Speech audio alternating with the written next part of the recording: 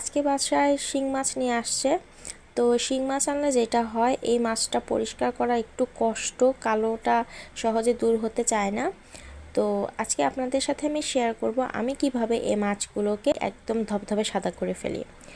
তো মাছটা যেহেতু এখনও জীবিত আছে, তো আমি মাছে লবণ দিয়ে দিচ্ছি, দিয়ে আমি মাছটাকে কিছুক্ষণের জন্য ঢেকে রাখবো। লবণটা দিলে মাছটা কিছুক্ষণের মধ্যে মরে যাবে। মাছটা লবণ দেওয়ার পরে যখন দেখবো মাছটা আর জীবিত নাই, এখন কিন্তু সবচেয়ে প্রথম আমার যেই কাজটা করতে হবে, মাছের যে কাঁটাগুলো আছে, দুই পাশে দুটো কাঁটা থাকে, এই কাঁটাটা আমার কুটে নিতে হবে। তো এখন যেটা করতে হবে, এইখানে আমি পেঁপে পাতা ব্লেন্ডারে ব্লেন্ড করে নিয়েছি। আপনারা যদি পেঁপে পাতা না পান, সেই ক্ষেত্রে পেঁপে বা পেঁপের খোসা ব্লেন্ড করে নিলেও হবে। এবার এই পেস্টের মধ্যে আমি মাছগুলোকে দিয়ে একটু মেখে 10-15 মিনিটের মতো রেখে দিচ্ছি। 10-15 মিনিট রাখলেই হবে, বেশি রাখার দরকার নাই। এবার জাস্ট আমরা যে মাজন দিয়ে থালা বাসন মাজি, সেই মাজনটা দিয়ে একটু হালকাভাবে ঘষলেই দেখবেন মাছটা একদম ধবধবে হয়ে যাচ্ছে। আমি আপনাদের মাছটা পরিষ্কার করে দেখাচ্ছি। এই দেখেন, আমি কিন্তু একদম ফোর্সও দেইনি সেরকম, আমি জাস্ট হালকা একটু ঘষা দিচ্ছি আর কিভাবে মাছটা একদম ধবধবে হয়ে যাচ্ছে।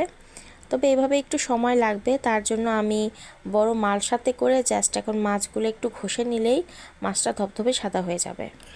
আপনাদের বাসায় এরকম মালসা না থাকলে আপনারা কিন্তু শিলপাটা তো কম বেশি সবার বাসায় থাকে, শিলপাটার উপরে মাছটা ঘষলেই দেখবেন মাছগুলো একদম ধবধবে হয়ে যাচ্ছে। তো ঘষা হয়ে গেলে আমি মাছটাকে ভালো মতো ধুয়ে নিচ্ছি। দেখতে পাচ্ছেন ধোয়ার পরে মাছটা কীরকম ধবধবে হয়ে গেছে। আর একটু একটু যে কালচে আছে, সেটা যখন আমি রান্না করার সময় ধুয়ে নিব অবশ্যই। তো তখন কিন্তু তো মাছটা যেহেতু আমি কাঁটাগুলো আগে কেটে নিয়েছিলাম, তো এখন শুধু বাকি অংশগুলো কাটতে হবে। তো আমি আগে মাছের মুখটা কেটে ফেললাম।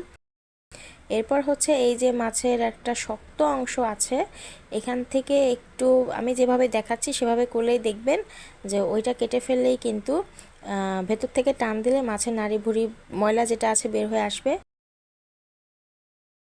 আর এরপরে যে কালচে যেটা দেখা যাচ্ছে, এটাই কিন্তু মাছের ডিম।